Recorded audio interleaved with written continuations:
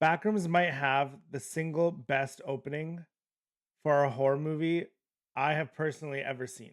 But hello, my name is Kason. If you love all things film, TV, and the breakdowns, be sure to drop a follow because we talk about this stuff all the time.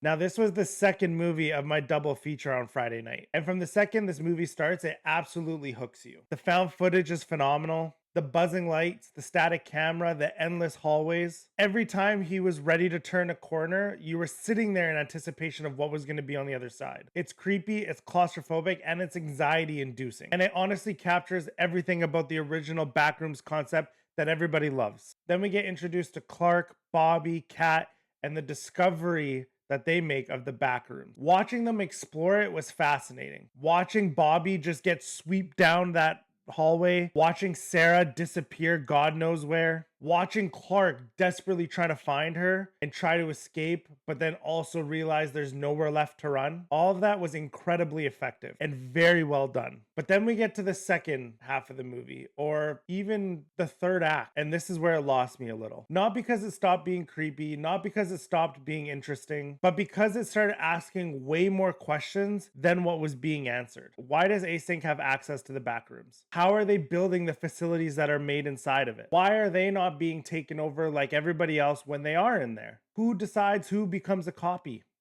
What happened to Bobby? What's Phil's role in all of this? And what is exactly the backrooms itself? Does Phil live in the backrooms with his family? Or is there another door that he escapes from? And it seems like the hazmat suit protects them from the backroom, but that makes no sense. It's not even explained. Plus, when Mary walks by that room and sees Clark's body there, it almost makes it feel like they're the ones that are doing the copying, but that isn't implied. That's just left to your interpretation. Now, don't get me wrong. I don't need every answer. I'm cool to leave a theater with a few questions, but I definitely needed more than what I got. I also think the movie would have benefited tremendously by staying around the found footage concept a little longer, because honestly, that's where the film for me is the strongest. The first act is absolutely terrifying. That feeling of never knowing what was around the other corner was incredible. But overall, I gave the film a 3.5 out of 5. It was still good, and it's still definitely worth watching. And Kane Parsons deserves a ton of credit, if not the world, for turning a concept like this into a film. I just wish the film gave a little bit more clarity before sending us back into the maze wondering who, what, where, when, and why. And that's my case in point.